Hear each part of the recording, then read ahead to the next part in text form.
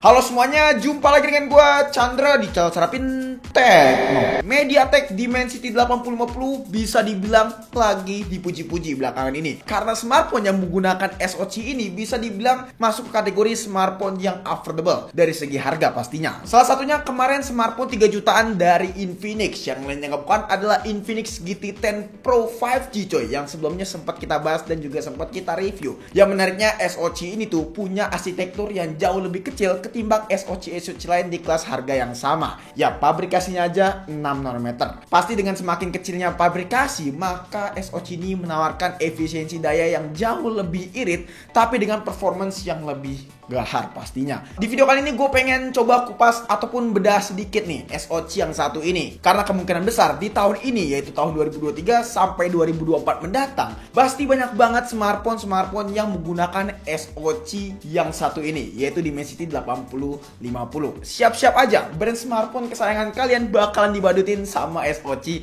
yang satu ini. Kita mulai dari asal muasalnya terlebih dahulu deh. Dimensity dibagi menjadi dua klaster, seri ratusan dan juga seri ribuan. Simpelnya Dimensity ratusan itu ada Dimensity 800, 900, bahkan 920. Namun makin kesini kayaknya Dimensity udah nggak berfokus kepada seri ratusan ini. Ya, udah lebih tepatnya udah nggak diproduksi lagi tuh si ratusan series ini. Melainkan MediaTek sekarang berfokus terhadap pengembangan SoC di seri ribuan ya. Salah satunya adalah Dimensity 9200, Dimensity 7050, 6050, bahkan yang baru ini adalah Dimensity 8050. Balik lagi ke Dimensity 8050. Banyak yang bilang bahwa SoC ini adalah SoC rebranding dari si Dimensity 1200. Tapi ini adalah versi overclocknya. Sama halnya kayak video kita sebelumnya nih, yang ngebahas Dimensity 7050, yang ternyata adalah versi overclock dari Dimensity 1080. Ya, bisa dibilang itu adalah SoC Dimensity 7050 yang di rebranding, yang sebelum namanya itu 1080 menjadi Dimensity 7050. Tapi kalau misalkan kalian penasaran dengan konten tersebut, ya saran gue tonton dulu aja tuh video mengenai Dimensity 7050, karena udah gue kupas di video tersebut. Biar juga pembahasan video kali ini lebih match ataupun lebih masuk dan juga nyampe ke otak kalian gitu loh. Mungkin hal serupa bakalan terjadi juga. Bahkan yang menariknya kalau kita compare ya langsung antara Dimensity 8050 dengan Dimensity 1200 di website resminya mereka, secara spek itu sama persis coy. Dari mulai arsitektur, ukuran core, frekuensinya yang bergerak di angka 300 MHz, dukungan GPU, tipe memori yang digunakan juga sama, bahkan sampai dengan ke ISP-nya yang sama-sama persis gitu loh. Namun yang membedakan di sini adalah konektivitasnya aja nih, yang dimana Dimensity 8050 lebih baru dengan menggunakan LTE Cat 21. Kalau secara speknya aja nih SoC sama persis kayak abangnya, yaitu Dimensity 1200, otomatis secara benchmark pun juga demikian dong. Namun setelah gue research lebih dalam, SoC yang satu ini Dimensity 8050 dari segi benchmark itu memang perbedaannya tidak terlalu jauh. Ya, perbedaannya masih tipis-tipis tuh antara Dimensity 8050 dan juga Dimensity 1200. Tapi tetap beberapa data yang gue dapat, si Dimensity 1200 ini masih lebih unggul ketimbang Dimensity 8050 buat skor Antutunya. Dari segi Geekbench 5 pun juga demikian. Core-nya itu bedanya 12% dan single core juga bedanya sekitar 6%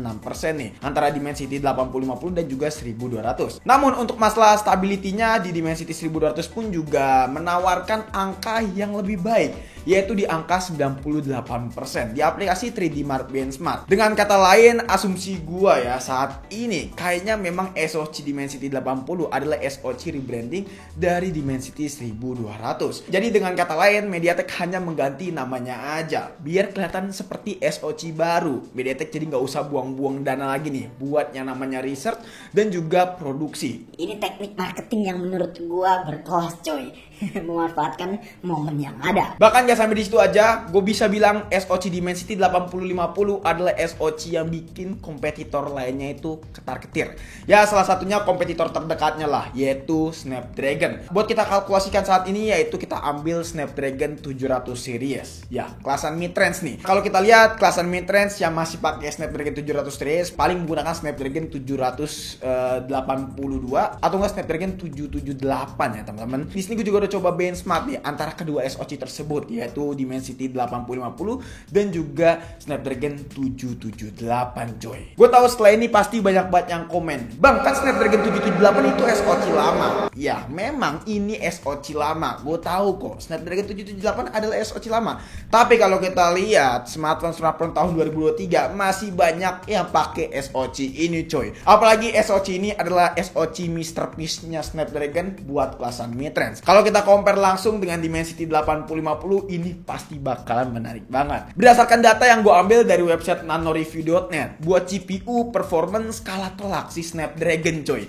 yang cuman dapat di angka 52%. Sementara di Dimensity 8050 dapat di angka 64%. Demikian juga dari segi gaming performance-nya nih, yang kalah telak, dimatai abis-abisan nih Snapdragon 778. Jadi asumsi gua saat ini sepertinya memang Dimensity 8050 lebih unggul ketimbang Snapdragon 778 cuy. Namun kalau misalnya kita compare dengan kakaknya yaitu Snapdragon 782G, hasilnya itu hampir menyeimbangin sih menurut gua ya antara kedua SoC ini. Walaupun memang sebelumnya kita sepakati dulu bahwa Snapdragon 782 ini adalah versi overclock dari Snapdragon 778 cuy. Jadi setidaknya masih bisa bersaing banget lah Dimensity 8050 yang satu ini. Gak sampai dunia perkomperan aja, gue juga sempet ngetes Dimensity 8050 buat jalanin Antutu gila-gilaan selama 4 kali berturut-turut. Buat Antutu 10 di sini bisa kalian lihat nih, dapat skor angka yang menurut gue masih stabil 2 kali percobaan.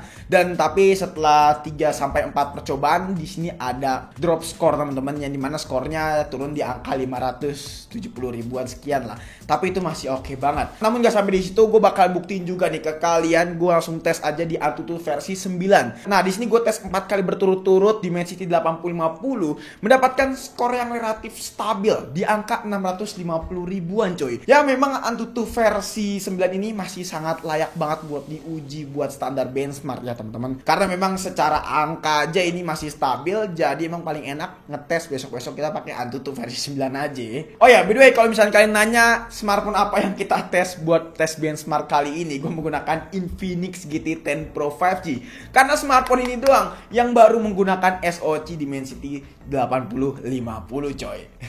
Dari sini gue belum puas nih ngegeber si performance dari Dimensity 8050. Akhirnya gue ajak aja nekat buat tes CPU throttling selama 4 kali berturut-turut selama dalam waktu latency 30 menit coy. Hasilnya kalau misalkan kalian lihat di tes awal dan di tes kedua, di sini masih stabil coy. Masih warna hijau seperti rumput tetangga. Tapi kalau kita lihat di tes ketiga dan tes keempat, di sini ada sedikit throttling ya teman-teman, yang warnanya itu berubah menjadi orange. Ya walaupun memang masih ada sedikit hijau-hijauannya teman-teman. Tapi di tes yang keempat di sini cukup lumayan parah nih throttlingnya, yang dimana cukup ada warna merahnya, indikator warna merah. Tapi walaupun ada indikator merah masih dikatakan normal kalau menurut gua. Soalnya merahnya itu nggak terlalu parah dan presentasenya itu masih di angka 70%, nggak ngedrop sampai 50%an coy. Jadi bisa dibilang masih sestabil itu si Dimensity 8050 coy. Ini gokil banget nih, luar biasa SoC yang satu ini. Gue juga geber buat main game Genshin Impact selama 30 menit nonstop dengan settingan normal 60 fps. Kenapa settingan normal 60 fps? Karena ini settingannya paling stabil dan mendapatkan kualitas grafik yang bagus coy. Hasilnya gimana? Yap, hasilnya beberapa kali di awal game memang dapat stabil di angka 60 fps. Cuman setelah 10 menit ke atas, di sini fps-nya ada sedikit frame drop ya teman-teman, menyentuh di angka 50 sampai 55 fps dan begitu seterusnya. Sekitaran 20 menit kita bermain, di sini ada sedikit frame drop lagi di angka 45 sampai ya kurang lebih 50 fps. Tapi walaupun begitu frame dropnya memang tidak terlalu parah ya teman-teman. Cuman memang kalau udah kelamaan bermain di sini cukup kerasa nih frame drop di Infinix GT10 Pro yang menggunakan Snapdragon lagi Dimensity 8050. Snapdragon lagi salah nyebut. Tapi kalau kalian perhatikan seksama Dimensity 8050 pas waktu digeber Genshin Impact settingan normal 60 fps selama 30 menit, ya dari tabel grafik menurut gua masih layak banget nih HP. Kalau pengen dapat fps yang lebih oke, saran gua lowest 60 fps itu opsi yang paling tepat. Coba layar keren auto booting.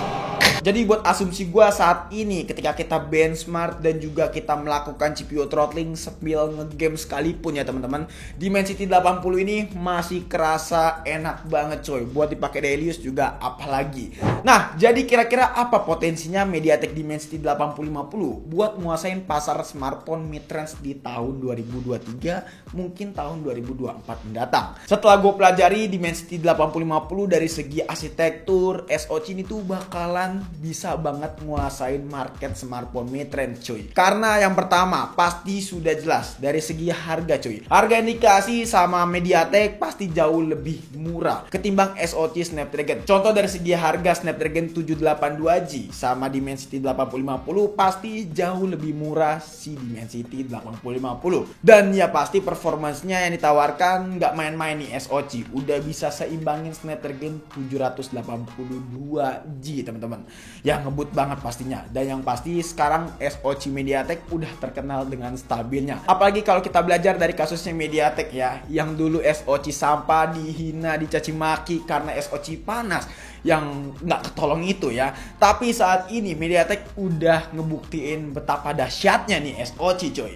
Gila emang, bisa nyaingi naga bonar. Yang kedua, smartphone yang pakai SoC ini bisa dibilang smartphone gaming affordable buat kelasan mid-range. Ya contoh kasusnya ada di Infinix GT10 Pro 5G ini yang nawarin harga cuman 3,5 jutaan aja. Ini nggak ngotak banget coy. Performance yang stabil kayak gini udah paling bener memang Infinix GT10 Pro coy. Ya cuman balik lagi sih, untuk masalah harga ini balik lagi ke masalah brand-brand itu sendiri. Kalau misalkan brand sekelas kayak Vivo ataupun Samsung bakalan ngasih harga yang beda sih, karena memang ngasih value yang beda juga coy. Ya masalah harga ini tergantung brand sih, balik lagi ya teman-teman. Tapi yang jelas kalau gue lihat sih harga yang dikasih pasti nggak bakalan jauh, sekitar 4-3 jutaan. Kalau misalkan ada smartphone lain yang bakal launching dengan menggunakan Dimensity 8050. Yang ketiga, SoC ini bukan cuman murah tapi punya fitur yang nggak main-main. Contohnya yang bisa record sampai 4K SDR coy. Pabrikasinya juga jauh lebih kecil, 6 nanometer. Resolusi kameranya yang 200 megapiksel. Buat urusan ISP udah nggak usah ditanyakan lagi. Dimensity 80 udah jauh lebih baik. Karena kalau kita belajar dari kasusnya si Dimensity 7050 yang dipakai oleh Realme 11 Pro Plus ya teman-teman, gue lihat hasil kameranya itu gokil-gokil banget tuh. Gimana halnya yang dipakai sama si Dimensity 8050? Pasti ISP-nya itu masih sama, DNA-nya masih sama seperti 7050.